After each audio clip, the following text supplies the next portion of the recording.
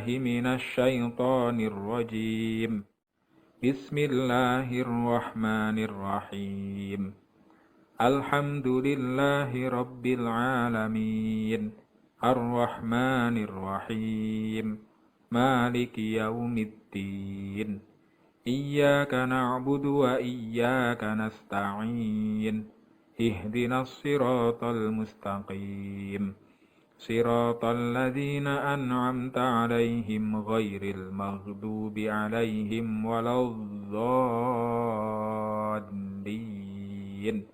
رب اغفر لي ولوالدي وللمؤمنين آمين رب اشرح لي صدري ويسر لي أمري واحلل عقدة من لساني يفقه قولي ربي زدني علما وارزقني فهما آمين يا رب العالمين. Halo semuanya, Assalamualaikum warahmatullahi wabarakatuh. Senang sekali hari ini berjumpa dengan Ustazah Prima. Kita akan belajar mata pelajaran bahasa Indonesia, yaitu melanjutkan tentang materi pantun. Beberapa hari lalu anak-anak telah belajar tentang ciri-ciri pantun dan menggali isi pantun. Hari ini kita melanjutkan materi tersebut, yaitu tentang menggali amanat pantun, membuat pantun, melisankan pantun, berbalas pantun, serta mengidentifikasi jenis-jenis pantun. Oke, Ustazah Prima mulai ya. Materi yang pertama adalah tentang amanat pantun. Amanat itu merupakan pesan atau nasihat yang ingin disampaikan pengarang melalui cerita. Amanat pantun dapat ditemukan dengan melihat bagian isi dari pantun itu sendiri. Ustazah akan membacakan contoh pantun ya. Anak-anak cermati lafal dan intonasi yang Ustazah ucapkan. Memandangi hujan rintik-rintik, mengusir lamunan agar pergi. Kalau kita bisa menghemat listrik, pasti kita tidak akan merugi. Nah, dari pantun itu kita bisa mengambil amanatnya bahwa semua makhluk hidup di dunia pasti memerlukan energi untuk kelangsungan hidupnya. Energi dapat membantu manusia untuk beraktivitas dan melakukan pekerjaan. Ya, energi itu dapat kita peroleh dari makanan, dari minuman yang sehari-hari kita konsumsi. Lalu, tanaman juga dapat hidup karena adanya energi dari matahari, ya, sehingga tanaman bisa berfotosintesis. Hemat energi tidak akan membuat kita rugi. Malahan kita mendapat banyak manfaat jika kita bisa menghemat energi. Nah, sekarang kita ke materi yang kedua, yaitu membuat pantun. Ada beberapa langkah yang harus anak-anak cermati saat anak-anak membuat pantun. Yang pertama, tentukan temanya dulu. Tema dari pantun yang akan anak-anak buat itu tentang apa, ya. Lalu yang kedua, buat isinya terlebih dahulu. Buat isinya terlebih dahulu, ya. Di sini Ustazah berikan contoh. Misalkan kita ingin menyampaikan keuntungan menggunakan energi alternatif. Nah, kita bisa menyampaikan melalui kalimat seperti ini. Ada untung gunakan energi alternatif, listrik lebih, bebas polusi, ya. Nah, itu adalah bagian isinya. Lalu yang ketiga, perhatikan akhir dari kata-kata pada isi pantun sebelumnya, ya. Lalu jadikan akhir kata tersebut sebagai acuan untuk membuat sampiran. Pada contoh di atas itu bagian akhirnya berbunyi if ya. Energi alternatif kata terakhir, huruf terakhir adalah if. Dan C berasal dari kata polusi. Jadi anak-anak harus membuat kalimat sampiran dengan akhiran yang sama juga. Misalnya, Pak Untung naik delman ke rumah Latif. Tarik kemudi supaya kuda tidak emosi, ya. Nah, setelah itu gabungkan bagian sampiran dan isi pantun menjadi satu bait. Mudah bukan untuk membuat pantun? Jadi anak-anak itu membuat isinya dulu baru membuat sampirannya ya.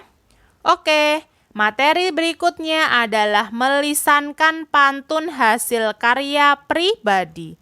Ada beberapa hal yang perlu diperhatikan ketika anak-anak akan melisankan pantun. Yang pertama, intonasi atau penekanan tinggi rendah, keras lembut dan cepat lambatnya suatu kata atau kalimat saat membaca pantun. Yang kedua, jeda atau pemenggalan kata. Jeda berguna untuk memudahkan pendengar dalam memahami pantun. Yang ketiga, pelafalan huruf atau kata.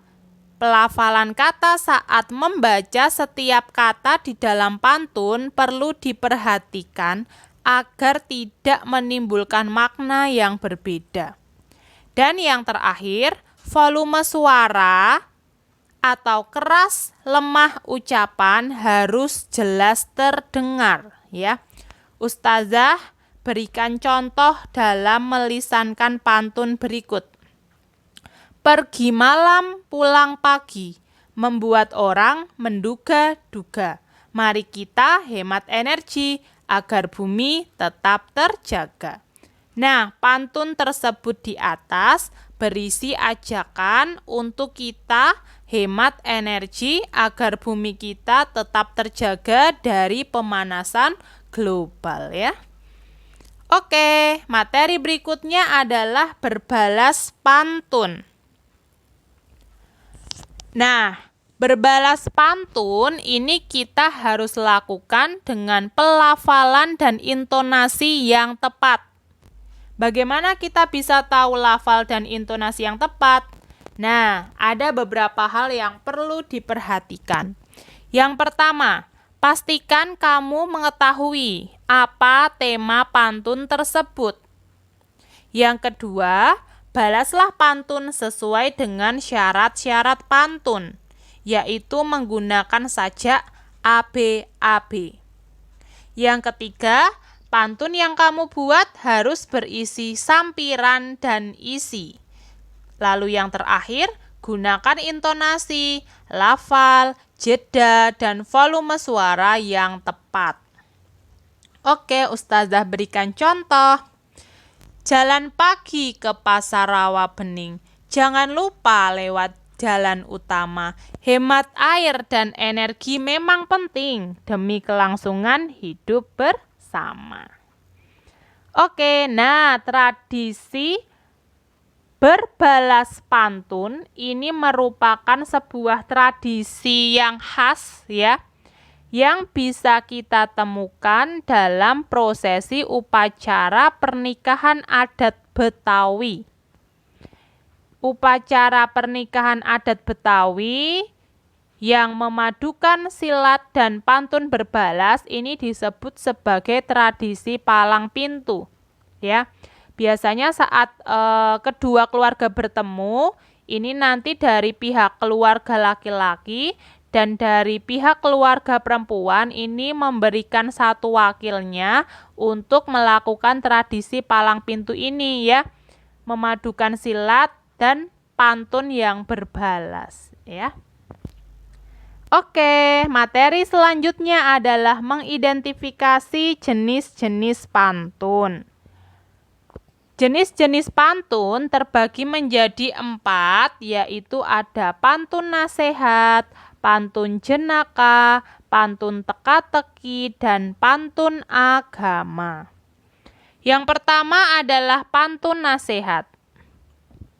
Pantun nasihat adalah pantun yang mengandung pesan agar seseorang selalu berbuat baik. Contohnya, pergi ke sungai seorang diri, bersihkan diri sambil berenang. Jika kamu mampu mandiri, orang tua merasa senang. Lalu yang kedua adalah pantun jenaka, adalah pantun yang berisi lelucon dan mengandung tawa. Contohnya, paling segar minum limau, campur madu tambah nikmat. Ayam berani sama harimau, itu ayam super nekat. Ya. Nah, yang ketiga adalah pantun teka-teki. Pantun teka-teki adalah pantun yang berisi teka-teki pertanyaan. Contohnya, mulut manis, hati nan baik. Itulah amal turun-temurun. Benda apa yang akan naik apabila hujan sedang turun? Ya. Nah, nanti kalau pantun teka-teki ini seperti pantun yang harus berbalas ya. Jadi mengandung pertanyaan ya. Dan bisa dibalas dengan memberikan jawaban. Lalu yang terakhir adalah pantun agama.